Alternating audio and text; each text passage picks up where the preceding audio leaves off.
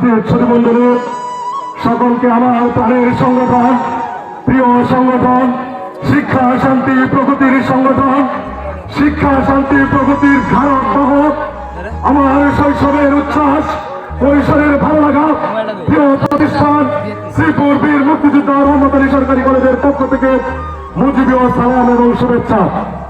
আপনারা জানেন 1975 সালের 15ই আগস্ট এই জাতির অভিসংবাদিত নেতা, যে নেতার জন্ম না হলে বাংলাদেশ নামক ভূখণ্ডের জন্ম হতো না, যে নেতার জন্ম না হলে এই বাংলাদেশ নামক স্বাধীন রাষ্ট্রের জন্ম হতো না, সেই নেতাকে সেই কালরাত্রিতে হত্যা করা হয়েছে।